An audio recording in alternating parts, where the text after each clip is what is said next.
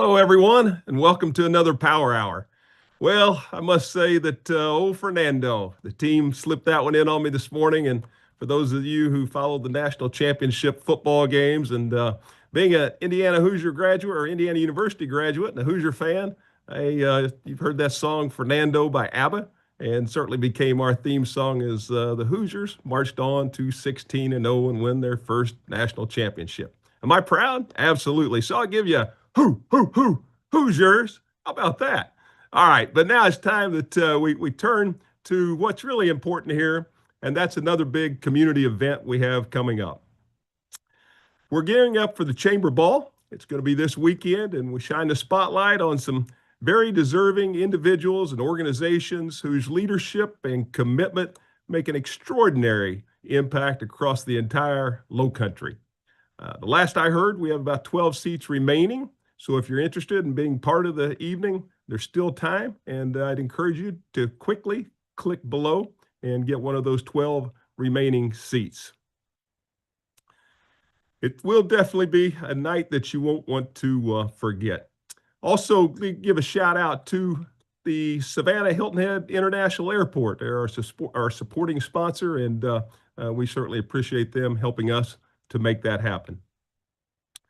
Today's program really captures who we are as a community and where we are headed. We're talking about culture, progress, conservation, and corporate leadership. Different lanes, all deeply connected. And each one helping to shape the future of this place that we call home. And today, let's begin with Lola Campbell. Lola is the founder and principal of Benya Cultural Impact Consulting and the owner of Benya Batik. She's also a sixth-generation Gullah Islander, a deeply respected voice in cultural preservation. Today, she will share a documentary short developed by the Gullah community in partnership with the Chamber. The film captures the living culture of our Gullah community, not just the past, but very much the present and the future. Lola serves as the project's executive producer, and we're honored to have her with us this morning. Lola, welcome, and we're delighted to have you.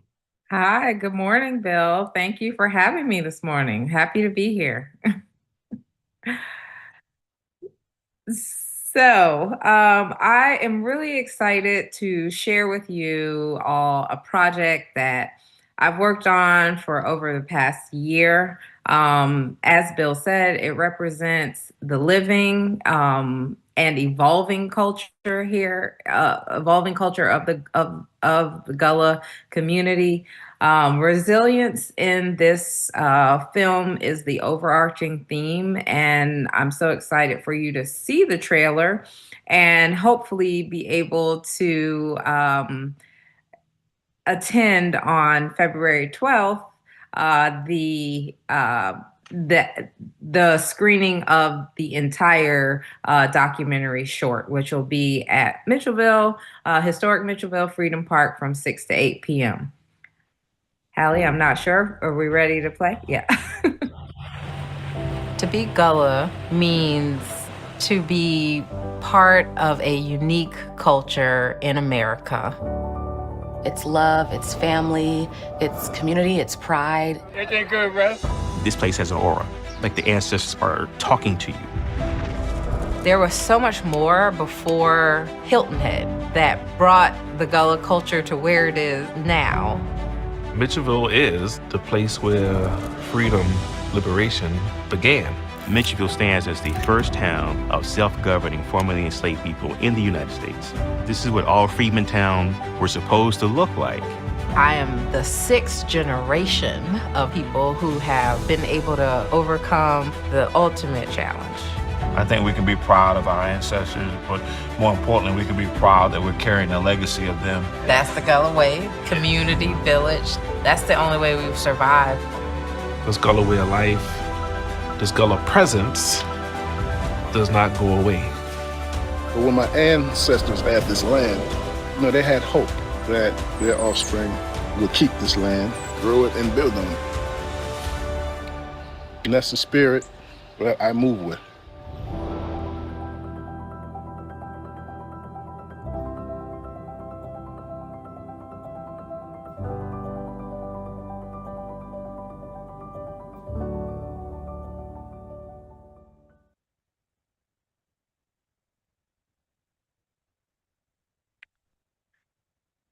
Awesome, awesome.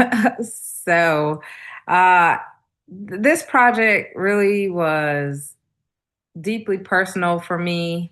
Um, just very meaningful to be able to work on it, to be able to partner with the Hilton Head Bluffton Chamber of Commerce, um, to be able to tell this story and not only tell the story, but tell it authentically, and also make sure that it remains as the story of the community.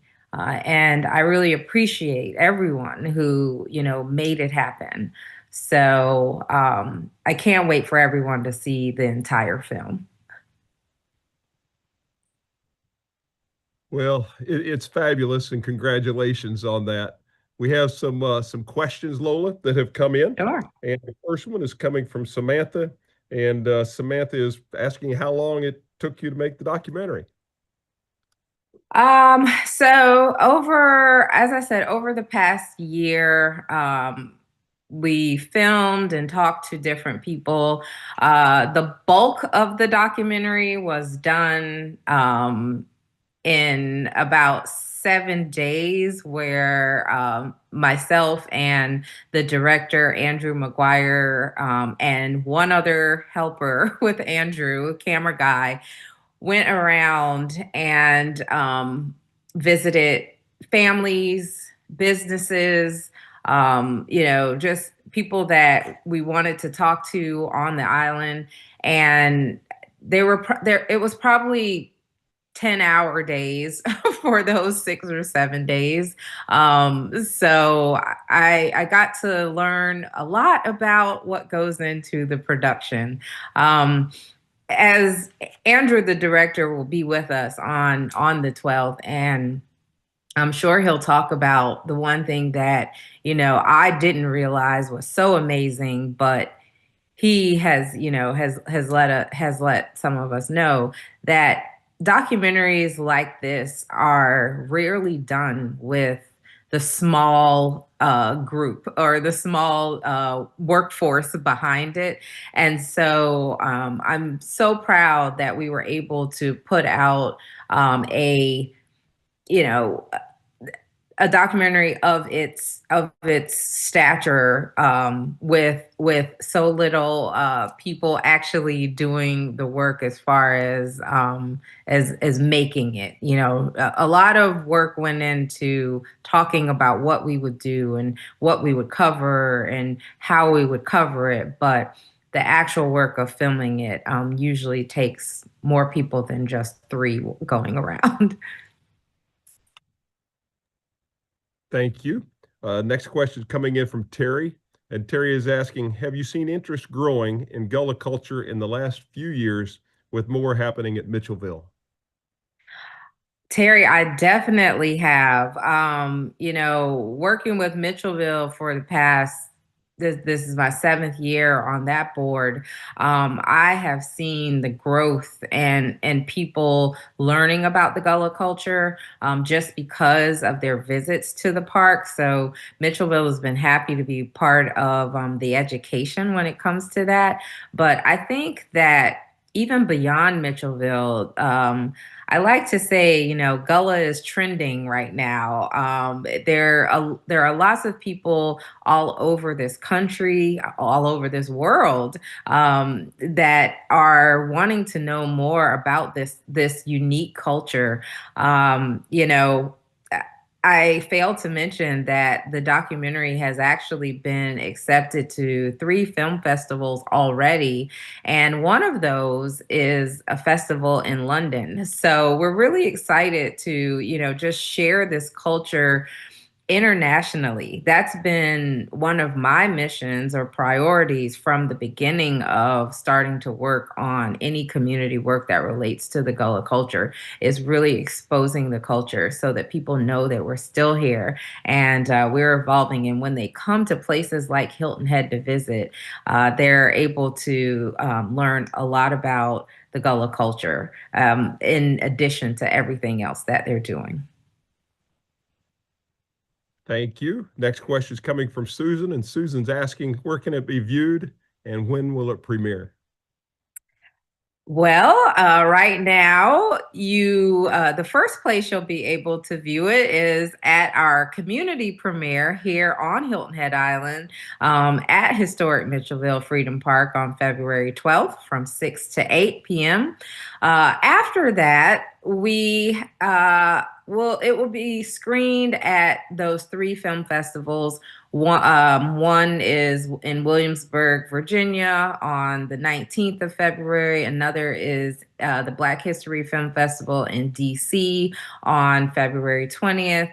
February 21st, that same film festival, but in Oakland, California. And then on February 28th in Atlanta, Georgia, with that same festival. And as I said, we will be screening in London at the Rapport Festival, and that's the weekend of March 27th through 29th. If you are not in any of these locations, I'm not yet able to confirm where you'll be able to see the film because of the film festival process. Some restrict you from actually streaming it publicly, and we want to make sure that we get the best possible exposure for the film, and through festivals is a great way to do that. So hopefully we can think about doing some screenings online that can reach more people and that would not go against some of those restrictions. But that's all in the works. So more to come on that for sure. Lola, we're very proud of you. And did you ever think of yourself as an executive producer? No, I did not, Bill. I'm still trying to, get that wrapped around my head, that I am an executive producer. I've just come from such a humble background. That's the way I was raised by my parents. And I've been told that, sometimes I just need to break out of that humbleness and accept all the gifts that have been bestowed upon me, which one of them is being able to put that executive producer title behind my name. So soon, maybe I'll be able to accept it at some point soon. Well, congratulations. And we look forward to helping spread the word. And again, thank you for being with us this morning and all you do. Thank you so much. Have a good one. Executive producer, Lola Campbell. All right. We'll turn our attention now to something that's also very important. Next week marks the groundbreaking for the North Point project, the town of Hilton Head Island's workforce housing initiative. Certainly, it's an important milestone as we continue to address one of the top priorities consistently that we hear from our businesses as well as our residents. And joining us today is Heather Woolwine. Heather is the Communications and Marketing Director for the town of Hilton Head Island. And Heather plays a key role in keeping the entire community informed about major initiatives and those things that impact residents and businesses as well. So she'll share a little bit about North Point, the project, and we're looking forward to also hearing from Heather on some of the other projects that the town of Hilton Head Island currently has going on. Heather, thanks for joining us and welcome. Thanks so much, Bill. It's always such a pleasure to take some time and talk with everybody here at Power Hour. If you give me just a second, I'm going to share my screen. All right, and then let's move on to slideshow. All right, hopefully that's showing accurately to everybody. Again, Heather Woolwine, glad to be here. So without further ado, let's talk a little bit about, let's see, hold on, having a little bit of a technical difficulty here. There we go. Next week, North Point, groundbreaking. So the neighborhood is officially called North Point on Jarvis Creek. Anybody from the community is welcome to attend. We'd love to see you there. It is an active construction site, so definitely not the day for heels, ladies. Gonna need flat, comfortable shoes. And again, there's dirt out there, so it could be a little dusty, but would love to see you out there. We're going to have complimentary trolley rides from the Palmetto Breeze over from the Coastal Discovery Museum to the site. And that's, again, because it's an active construction site and we need to make sure we've got enough parking. So hope to see everybody there. If you are not familiar yet with North Point on Jarvis Creek, it is a public-private workforce housing partnership. It's on 11 acres of town-owned property that has been leased over to One Street Residential, who's the partner developing this new neighborhood. And it's located really close to our Hilton Head Island schools, the recreation center, Boys and Girls Club, a lot of local job opportunities. It'll have 157 1, 2, 3 and bedroom units. What's really unique, there's really two things that are pretty unique about this particular development, and that's you've got to work on Hilton Head Island to live there. There's a small caveat as part of the contract. If after a certain period of time and due diligence for the property management team, if they're not able to fill a unit with a local worker, then they defer to a Beaufort County worker. But we have a feeling that's probably going to be a pretty rare situation indeed. You're going to have all workforce housing in this development, not a percentage. That's typically what we're seeing now in a lot of different municipalities, is that even through these public-private partnerships, only, about a third of that particular development will be workforce housing, whereas this, the entire property will be workforce housing. And then, of course, it's going to have that high quality design, construction, green space areas, and programming that we like to say, aligns with the quality of life on Hilton Head. So just to zoom down a little bit further to give you a sense of space and orientation for where the development will be. In fact, you've probably seen they've started to take down some of the pine trees, but are thankfully leaving up a nice tree buffer there on William Hilton Parkway. And then I'll give you an updated site plan, relatively hot off the presses just from last week. I know it's a little bit hard to read or maybe see exactly, but again, I think the key takeaway here is the connectivity of the neighborhood. It's not about just putting some structures on a foundation and calling it a day. It's about making this a real community. As part of it being a community and being connected again to those things that we talked about, in particular our schools, the town is going to be working on an enhanced pedestrian route from North Point all the way to the schools. So that's going to involve various, smaller level projects to improve the roads, the infrastructure, the pathways, et cetera, in that area. So, and truly not just a benefit for North Point, but for everyone living over in that space. This is just, it's always nice to see a pretty picture of what something's going to look like. So these are some of the townhome concepts. And this is sort of the traditional, I guess, apartment or multifamily structure and what it will start to look like. So in that similar vein, I wanted to make sure everybody was aware that the town is moving forward with its next public-private workforce housing opportunity. And that'll be located over at 30 Bryant Road. So that's on 7 acres of town-owned land in the Muddy Creek area. And that, of course, is in the Spanish Wells historic neighborhood.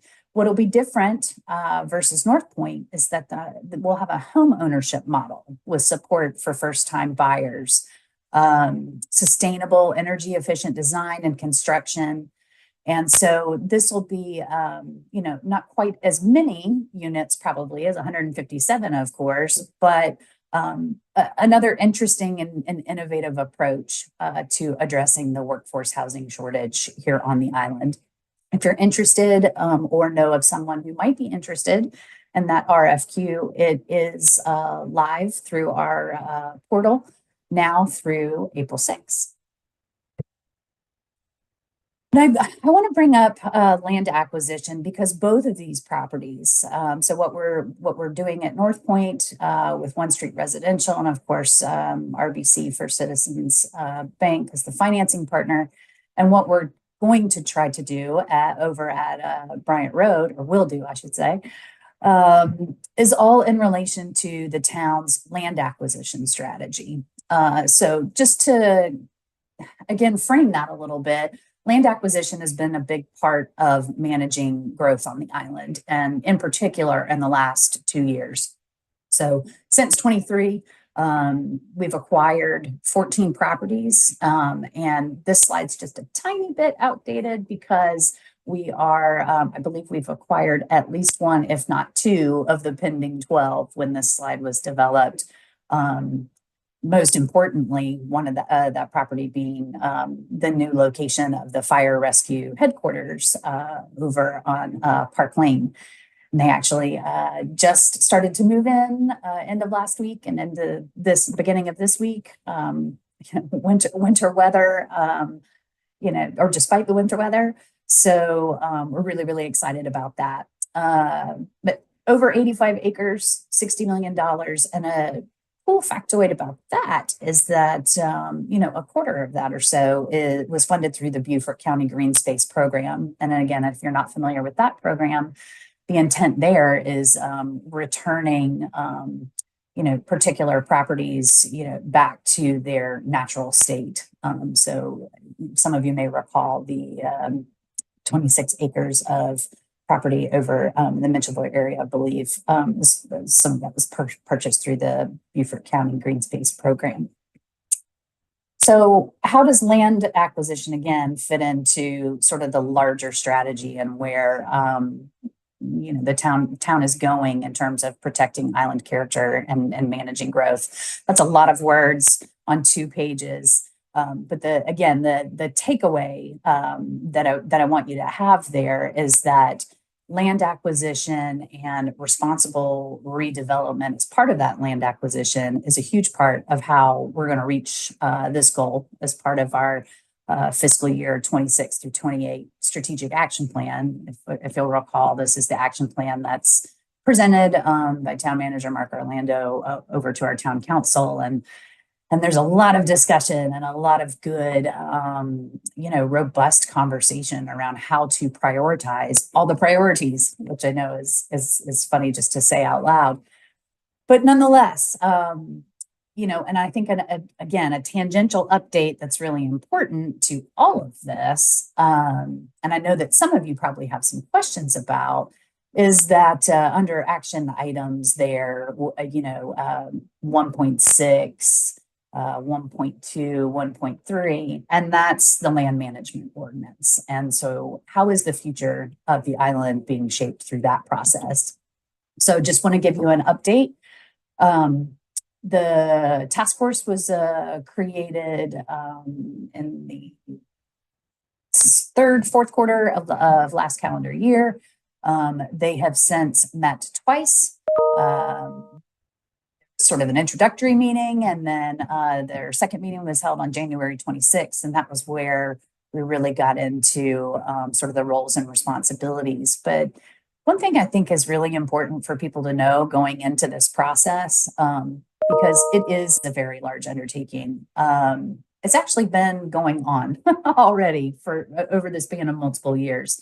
So in 2021, there was a process where essentially 11 priority amendments based off of the 2014 LMO update that had been done. There were 11 amendments that were targeted as priority amendments. And it makes me really happy to say that since that time, 10 of those things have been addressed. And within those 10, 36 different LMO and municipal code amendments have been adopted since 2021. So I think it's important because sometimes it can be difficult to see all of the work going on behind the scenes or take all of that work sort of together over time, through various town council actions. So there's been an intentional sort of march forward. I know as our mayor has said, to take a look at those things that worked well, take a look at those things that didn't work so well, and remedy any sort of unintended consequences. So the purpose of the task force is really going to be to review and make recommendations on LMO amendments, major updates that still need to happen outside of this 36. So, and again, from a public input standpoint, it's about making things easier to understand, making the document easier to use, maintaining high quality design standards across the island while still taking into account, those various community identities or cultural or historically significant identities in those areas. Clear and consistent regulations, again, so that those things are not open to interpretation depending upon who submits or who is on the side of the town. And then, of course, preserving island character. And there's already been some really great and interesting conversations about what that means. So if you are not aware, please, and you want to be involved, sign up for those LMO task force meeting updates. You can do that through our town website and attend the meetings, watch the recordings, because again, this is a very, very important undertaking that the town has going on right now. So with that, I will give everybody 2 seconds just to scan that QR code because I'm nothing if not a PR girl. And then I will stop my share. Back to you, Bill. All right, Heather, thank you very much for that thorough update. And sounds like the tip of the day is to wear comfortable shoes and remember that it's a construction zone and there's dirt. And so I think that's very, very important. We have some questions for you. And Okay. Bob is the first one. And Bob is asking, have you considered giving higher priority to those working on the island who would be considered essential workers, including police, fire, nurses, teachers, etc.? I think the short answer to that great question is yes. So people within, there's sort of a hot term or phrase going on right now, and it's called the missing middle. When we're talking about workforce housing, essential workers, especially given some of those examples that you provided. And that is really, that's who we're targeting for North Point. We're targeting, that essential workforce that makes our island go, for lack of a better phrase. So there's a lot of great information about how that is going to be determined, right? Again, that missing middle. These are folks that don't qualify for subsidized or what a lot of people term affordable housing. So they don't qualify there, but their salaries and or industries have not necessarily kept pace from a wage standpoint for them to be able to keep pace with increasing housing costs. So again, it's that missing middle. And to your point, that essential workforce that we're really trying to target and help. All right, thank you. Next question is coming from Cynthia. And Cynthia is asking who owned the land prior to these developments and how much was acquired through heirs property probate? So I'd have to get back to you on that one, Cynthia. I'm relatively new to the town and was not here when those pieces of property were acquired. So I'm happy to look into that and let you know. All right, next question is coming from Bobby Joe. And Bobby Joe is asking what the timeline completion for the LMO rewrite is. Gotcha. So this is one of those things that we have to be very careful in terms of putting a shot clock on it, I think. That being said, I know that they are working on a schedule that would put different sections in front of the task force all the way through summer of this year. And I think that ideally we'd be able to adopt something within the calendar year. But again, as our town manager likes to say, he's in a hurry to get it right, along with town council and task force, not necessarily in a hurry to get it done. Next question is coming from Rita, and Rita is asking, I'm sure you've heard this one before, Heather, when can I sign up for the apartments?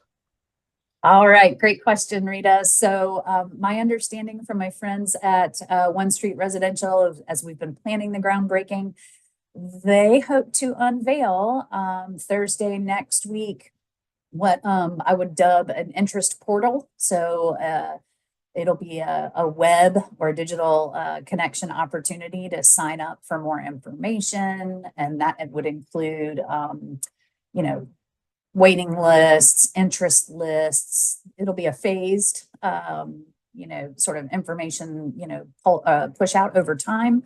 But at the very least, they're hoping to be able to have all that ready to go next week. And you will definitely hear from the town in terms of promoting that when it's available. All right, thank you. Next question is coming from Terry, and Terry is asking, is anything in the works to enhance and redevelop Northridge and the adjacent abandoned golf course? It's looking tired and not very Hilton Head-esque. Getting back to that sort of island character question then again, Terry, thanks for that. So I don't have any specifics on Northridge itself at this time. If you are talking about abandoned golf course, that makes me think Mid-Island track. That is definitely a priority that's within the strategic action plan. Is it one that's sort of risen to the top in terms of this fiscal year budget and into next fiscal year budget?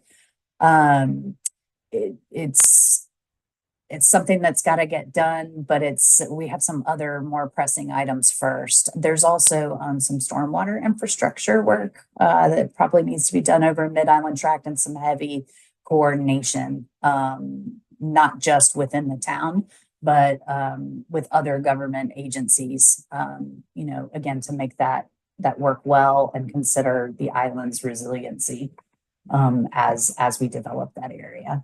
Hopefully that helped answer the question. Yes, thank you. And the last question is coming from Marty, and Marty's asking, what's being done to preserve trees as part of the North Point project? Great question, Marty. So as you all know, a big focus of the town code is related to you know, preservation of trees, and when trees need to be removed for redevelopment, tree mitigation process. So there are specific requirements that the developers that we work with throughout the island, when they remove trees, they have to put trees back. That's sort of the easiest, simplest way to describe it. So there's a wonderful tree mitigation plan for North Point, and that also includes the preservation of specimen trees like live oaks and there on the property now. And there you have it, the always enlightening Heather Woolwine. Heather, thank you for sharing so much information with us today, and appreciate all you do and in keeping everyone informed really on a daily basis for the town. Thanks so much, Bill. It's been my pleasure. Okay, we'll see you at the groundbreaking, ribbon cutting. All right, now it's time to turn something that connects really every one of us, and whether we realize it or not, when it comes to environmental conservation, what happens north of the Broad impacts those south of it, and vice versa. Courtney Kimmel is the director of the conservation for the Port Royal Sound Foundation. She and her team are working every day to protect and preserve one of our region's most natural resources. Courtney, thank you for being here. We appreciate it and looking forward to you providing an update this morning. Yes, thank you for having me. Let me get my screen oriented here.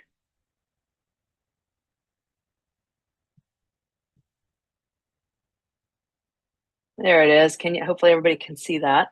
Yes, my name is Courtney Kimmel. I am the Director of Conservation at the Port Royal Sound Foundation. I imagine many of you are familiar with our campus. We are located at the foot of the Lemon Island Bridge. The big tower that steps over the bridge is sort of the landmark of our museum, which is a free museum based in the old Lemon Island Marina location.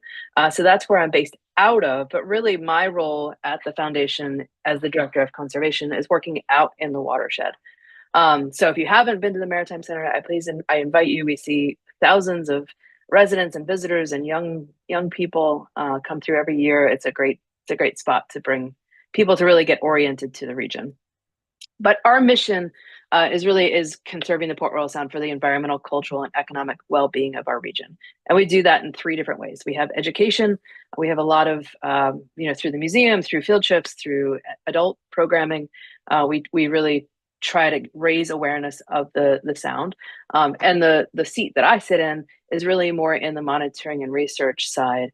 And both of those things sort of advance our mission of conserving the Port Royal Sound. So when I say I work in the watershed, just if you're not familiar, going back to middle school geography, a watershed is like a bowl, right? Like imagine a cereal bowl. You've got all the things or soup bowl. You've got all the stuff on the side of the bowl. Anything that comes into that bowl is going to wash down to the bottom of your bowl. That is essentially a watershed. So anything that happens in that land that surrounds water, it affects the water. So when we talk about the Port Royal Sound watershed, the Port Royal Sound itself is really when we refer to this bigger body of water down here, but this whole area drains into the creeks and rivers and the marshes that drain into the Port Royal Sound. So this is our watershed, about 1,500 square miles.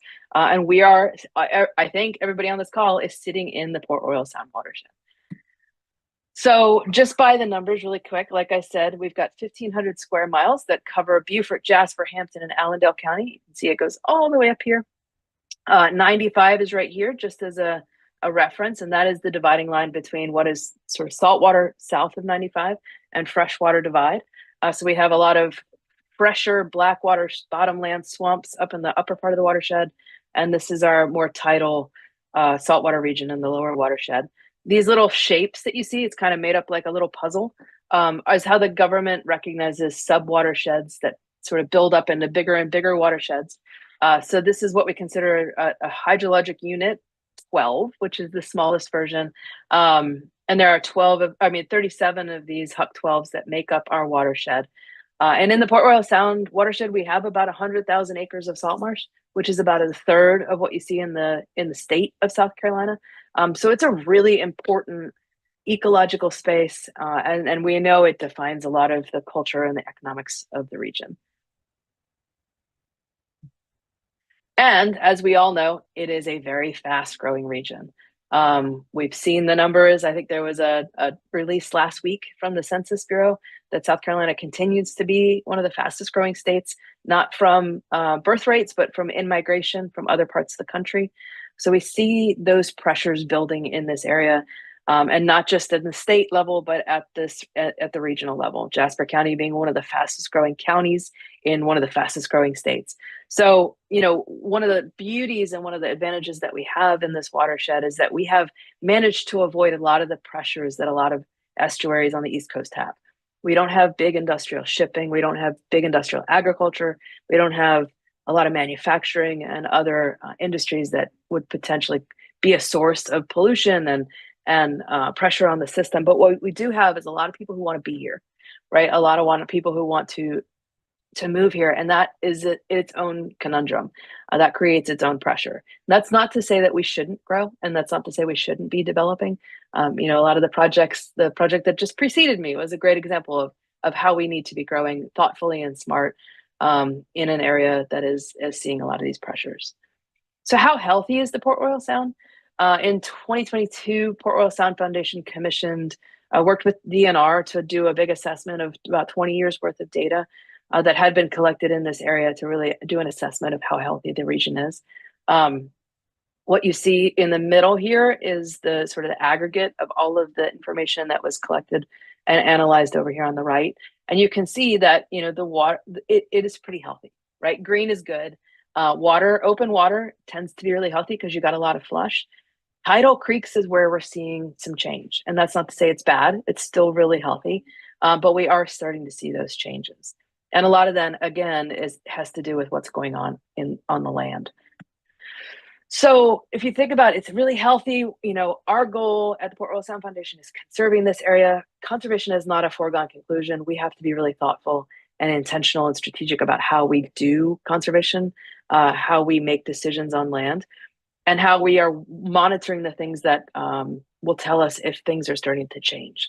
So in the last couple of years, Port Royal Sound Foundation has been working really hard on developing a set of indicators and ways of bringing in data to inform what we're seeing in the sound, so we can ideally detect challenges and change and adjust those before they become problems. So the 5 big areas that we're watching are what's on the screen. So we've got water quality, what's going on with land cover and land use and how is that changing, wetland and marsh dynamics, how is all of that changing. We're looking at biodiversity and indicator species and what are they telling us about what's going on in the system.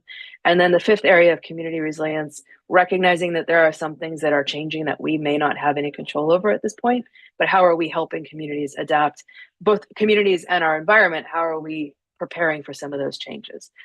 So one of the first steps that we've taken in that direction is, and with incredible support from the Community Foundation of the Lowcountry, has been to build a data portal that allows us to start parsing out where is the data coming from that's telling us about those different indicators, and starting to build this out into a portal that eventually will be sort of a go-to source for looking at all things related to the Port Royal Sound, and data that's available to be able to tell us not just what's going on in the Sound, but making that data available to decision makers and researchers to be able to expand that knowledge base. So the PR Sound Science Data Portal is a work in progress. It's a lot of my attention during the day, but you can see what we've got here. This is water quality that was collected from the state over the last 20 or so years. I've pulled up the Broad Creek monitoring location and looked at salinity. One of the things you'll note, and this is that data plotted over time, is that line is actually going down. That linear regression line is flagging for us a concern in the watershed that salinity levels are decreasing, which to us says that there is more fresh water coming into the system. And this is something that we're seeing across most of the subwatersheds in the region, which to us says we need to really be looking at stormwater runoff and some of the highly impervious areas of the watershed where you've got huge rain dumps coming down and that water is rushing in, and it's actually starting to affect what we're seeing as far as salinity levels in the rivers and creeks of the area. One of the things that we did as we were looking at that data is try to figure out or answer the question, do we have enough data? Are we monitoring? Is the state monitoring frequently enough and at enough resolution to be able to really detect change when it pops? And our rough answer was no. So the Port Royal Sound Foundation worked with USCB and Department of Environmental Services to develop a water quality monitoring program that's approved by the state. It's actually one of the first in the state to do this. That allows us to train volunteers, use high-tech equipment, and bring that data into the portal to be able to support decision-making. That data is considered credible at the state level. So we have that off and running, and we started that in April. And since April, we've trained about 70 volunteers. We have those sites, about 25 sites that are being monitored by those volunteers twice a month. We have these high-tech kits that are out there, about $5,000 a piece. So through the fundraising and grants that we've received, we've been able to equip our volunteers with equipment to be able to do that monitoring. We're working with USCB's lab to analyze samples. And as opposed to the state, that's not to say the state data is not great. There's a lot of bureaucracy involved. Takes them about 4 to 6 months to turn around data. We're able to turn that data around in about 2 weeks. So we are able to take a much faster look at what's going on in the watershed. And we have incredible volunteers that are helping us do that. So we're really proud of that. We're really grateful. But one of the pieces of that, so we have water quality, but water quality doesn't happen in a vacuum. All those 5 indicators that I mentioned are interconnected. So one of the things we also did was look at land cover across the watershed, and again, sort of breaking it down to those smaller sub-watershed scale. And you can see this is the map, the land cover map for Broad Creek. Red and pink being impervious developed areas. You can see it's a highly impervious area. And that helps us detect sort of where we should be looking more closely at different water quality parameters. So we pulled all of our all of our land cover data, and we also looked at the water quality, again, historically that have been collected in those areas. And again, you'll notice we have decreasing salinity levels. Again, this is not unique to Broad Creek. We're seeing it almost across the whole watershed. And another interesting trend that we're seeing is increasing temperatures. We parsed out, and this goes back to the idea of resilience. Temperature is something we're seeing around the world, rising temperatures. So that's not something that we can necessarily control, but it's something we can adapt and sort of prepare for. What are the impacts of those increasing temperatures? Salinity is something that we can do something about. That really has to do with how we're managing water coming off of land and into our creeks. So I'm going to skip ahead. These are two other maps, Calabogie Sound, Cooper River, Calabogie Sound. You can see has a ton of salt marsh, very little impervious surface. You can see, but even in that system, the salinity levels are decreasing. So one of the things that we looked at as well in all of these analyses is looking at rain and flooding and sea levels. And we are sort of a prime candidate for looking at some of the effects of what's stormwater doing to our system. We're seeing a ton of increased sort of rain bombs. That's probably not surprising to anybody here. This summer, we saw a ton of just rain dumps. So we're getting really intense rainfalls in short amount of time. We are also seeing increasing sea levels. So you have more water coming in, more water coming up, more impervious surface. We're kind of a perfect storm, no pun intended, for looking at the impacts of stormwater and what we can do to manage that. So we are working with a ton of partners, all of the municipalities and counties and all the stormwater managers in the region to look at how can we increase stormwater management voluntarily, if not regulatory. And again, we have great support from the Community Foundation to be able to do that project. That's something we're just kicking off in developing a suite of tools to bring in both stormwater data and also bring tools to bear to help increase stormwater management. So I know that was a whole lot. We're also doing really cool stuff with looking at marsh dynamics. This is a picture of us building a marsh monitoring station out in the mud. My car is very muddy right now. We are almost ready to start measuring marsh changes in elevation. So we've got lots of great stuff going on in marsh dynamics. Biodiversity, we have a lot of great projects going on that are engaging researchers, students, and just citizens in collecting information about what's going on with fish in the area, diamondback terrapins. We're looking at different rattlesnakes, birds, and all kinds of species that tell us what's going on in the region. So that's some really interesting and fun work that's going on. And then just a quick nod to a lot of the work that's going on with community resilience. We're coming at it from the water side. There's a ton of great partners in the region that are looking at how do we build resilience in the region.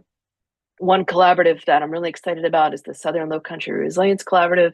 That's made up of a lot of local government partners and NGO partners and others across the Low Country region who are working together to think about how can we strategically approach accelerating a lot of the implementation of resilience projects that have been planned and identified but have just sort of hit a roadblock. So we're really proud to be part of that collaborative. And like I said, none of this can be done in a vacuum or by ourselves. We have a group of incredible partners, and this roster is growing every day of people who are providing advice, people who are providing data, people who are, accelerating some of these projects that are helping us conserve the Port Royal Sound. So I know that was a whole lot of information. We have a newsletter that, it's very semi-regular because I write it.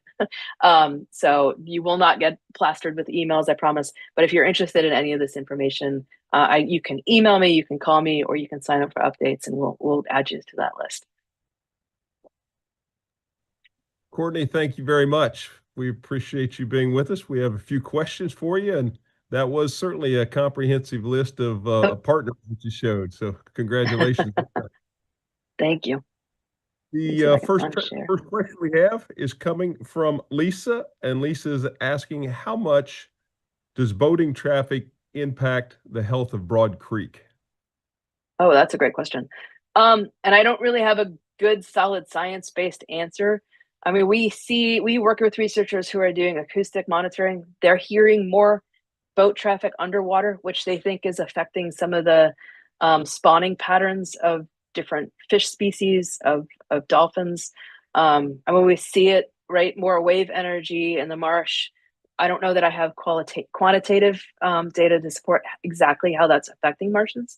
But obviously more boats are more energy, more noise, more risk of strikes, of all the things, but it also takes people out on the water.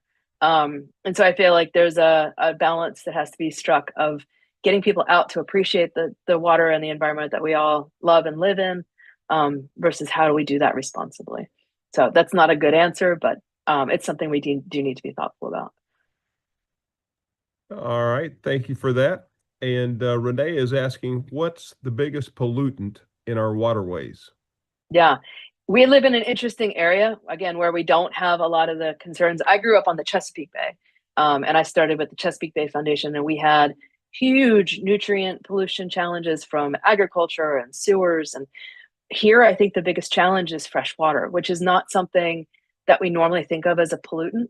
And if you look, like even on my wall here, I've got the different state sort of thresholds of what is considered within legal limits. There's no threshold for fresh water, right? But that is probably the biggest challenge that we're looking at in this area is more fresh water coming into the system, and what that's doing to the overall system and species that are highly salinity dependent. All right, and the last question that we have is coming in from Patty. And Patty's asking, how will Beaufort's green space buying provision impact the sound and our waterways? Yeah, you can't conserve water in a watershed without conserving the land around it. We work very closely on that partner slide. You probably saw we work with all of the different counties as well as all the different land trusts in the region to really come at, like I said, coming at this conversation from the water side. So the green space tax and the green space funds are incredibly important to be able to conserve strategic properties that are in the headwaters and that are along our rivers and creeks. One of the things that we should be incredibly proud of is the fact that some of these green space funds are being used across county lines. So I know Jasper has just approved their Green Penny Fund. That is going to be up and running. If it's not now, it should be very shortly. But Beaufort County has contributed funding to purchase land in Jasper County because everybody recognizes the importance of being really strategic at that watershed scale. And I would say, I mean, I've been in this work for a while. That doesn't happen anywhere else. I've never seen a county spend money across county lines to conserve land in a different county because it has such a strategic impact on the watershed. So that's something we can be very proud of in this region. We have a very, very strong conservation ethic at both the elected official scale, at staff, at the organizations and residents that live in the region and work in the region. Everybody seems to be pulling in the same direction, which is a nice, refreshing change from a lot of places. Well, we just had one more question come in, and that's coming Sure. from Thomas. Thomas is asking, how is the Port Royal Foundation funded? Port Royal Sound Foundation is about 30% through private donor dollars. We get county funds, grant funds from various sources. We have great supporters again in the land trust. I'm sorry, in the community foundation. That's primarily where we get our funding. We've been talking with the different state agencies and starting to bring in state funding, but really a lot of it is local based. People who believe in the mission. All right, Courtney, thank you for being with us today. Great to see you. And thanks for all the great work that you do. Thank you so much for having us. All right. And last but certainly not least today, we'll hear briefly from Lori Savage. And Lori is the Director of Community Relations and Corporate Philanthropy at Marriott Vacations Worldwide. Many people may not realize that Marriott Vacation Club began right here on Hilton Head Island and since grown to thousands of locations around the world. We're pleased to also have Lori serving as chair of the Chamber's Environmental Committee, one of our most active and engaged groups out there. Lori, thanks for joining us this morning. We appreciate your leadership for Marriott corporately and right here on Hilton Head Island, and know that you have some exciting news to share with us today. Thank you so much, Bill. Absolutely. Look forward to speaking with each of you today about our Environmental Affairs Committee and what wonderful presentations we just had from incredible leaders here in the Low Country. Would like to go ahead and share with each of you about what our Environmental Affairs Committee is focused on. As you can see from this slide, we have 3 different areas that we focus on. We really want to ensure that education is paramount in everything that we do. So through meetings and other methods, we educate on a variety of environmental issues. Something that is very exciting for this committee, and this committee is newly formed. For just a bit of history, we started in April of last year. So as Bill said, we have some great momentum going and look forward to that continuing. But we've really delved into environmental assessments, addressing opportunities at local businesses to really help meet them where they're at and make them more sustainable. And lastly, we just really want to serve as an environmental resource for the business community. I know each of you on the call are running 100 miles an hour, and the more we can support you, the better we're doing as an environmental affairs committee. As we talk about education, we really look at the great subject matter experts we have across the state. And you can see, and I'm grateful for just hearing from Courtney, we actually had her as our last speaker of 2025 to talk about water quality monitoring in the watershed.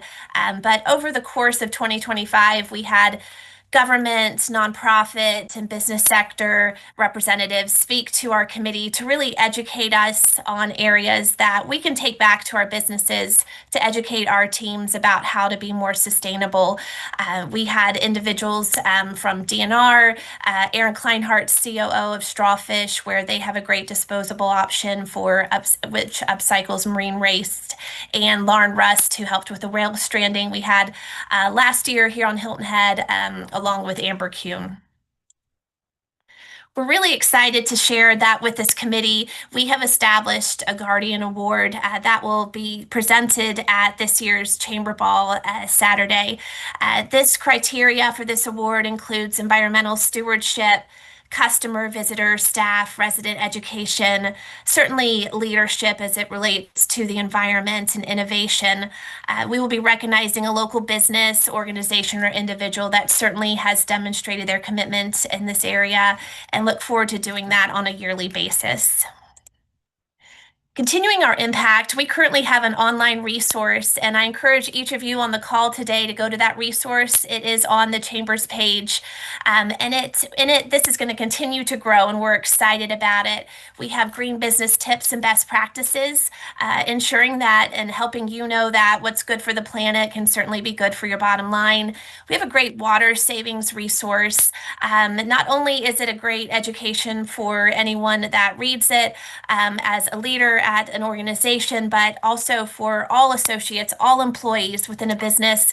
And we have back of house collateral that can be shared to educate everyone. We also have a green business spotlight, and as you can see, we have the Wooden Nickel program as our current spotlight from outside brands and the great work that they're doing. And we also want to support those in the community that are doing great work as it relates to the environment. And the Quench Buggy is on that webpage as well. That started from the Low Country Environmental Club, and this is where you can reserve that also. So encourage you to go to that, learn some more about the work that we're doing, and continue to go to it as it will be continue to be built out. As we look at our environmental assessments and our impact, we're really excited to delve into this. Members of the EAC, we're working together to support business leaders in our community on their journey to be more sustainable. So how does it work? A business requests and reaches out to us to look at their practices, their environmental practices. We have a meet and greet with the entire team to really understand where they're at, the great things that they're doing, and the ways in which they want to improve. Then we go into department visits where we meet with the leaders and have some Q&A with them. We have where, as a group, we create the final assessment. We present that to the team for their subsequent implementation. Some of the education that we provide through the assessment, and what's so great about this committee is that this committee has subject matter experts on it, such as Pete Nardi from Hilton Head PSD. So someone like Pete would really be able to educate the business about water stewardship, how you can help, some wonderful suggestions for that team to just certainly improve their stewardship of a resource we have here on the island. And here's an example of an interview if the business were to have a food and beverage department. These are some of the interview questions we would ask them, their current plans and future initiatives, what's the guest communication, food sourcing. I know it's small print, so you may not see it well, but wanted to give you an example of how we assess and support a business. So looking ahead, we're excited about 2026. We're thankful for the support of the chamber and this group. Again, I am so thankful for the incredible leaders that are a part of this group, and we will continue to build the group out, continuing to build subcommittees and the strategic priorities for this committee. Our framework for our environmental assessments is really it's near the finish line. So we will be excited to do even more of those in the future, and just continue to provide environmental education through our committee meetings and other channels. Upcoming, you can see what we will have as far as guest speakers and facility tours. And then our next meeting will be February 17th, 8:30 at the Chamber Boardroom. So if you're interested, please reach out to me. I am happy to give you more information about this great group, and excited for what we have to come in the future. Thank you so much.